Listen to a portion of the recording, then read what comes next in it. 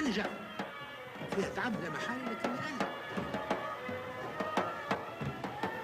Au pouvoir depuis l'indépendance en 1956, le président Bourguiba est un exemple unique de longévité à la tête d'un État africain. C'est le 2 mars 1934 que Bourguiba fondait le parti du Néo-Destour, devenu aujourd'hui le Parti socialiste destourien. Cela se passait à Ksarelal, un village près de Monastir. À ce même endroit, nous avons assisté aux cérémonies du 50e anniversaire de cet événement.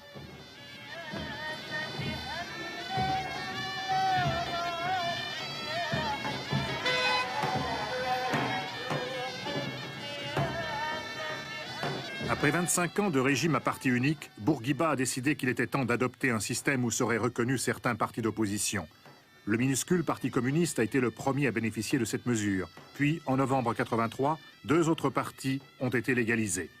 Le mouvement des démocrates sociaux et le mouvement de l'unité populaire numéro 2.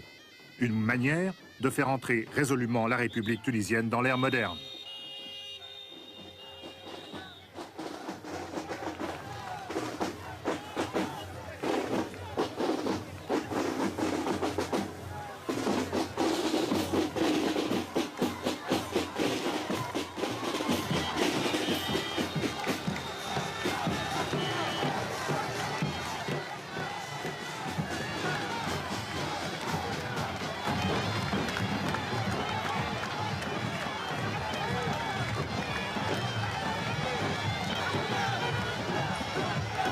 À l'occasion de ce 50e anniversaire, le président Bourguiba est venu inaugurer le nouveau bâtiment du parti.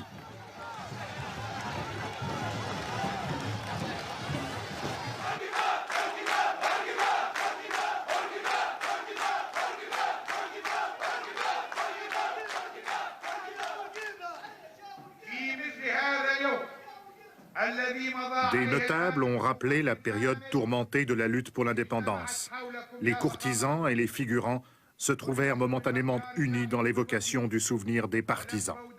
Le président est resté muet pour raison de santé.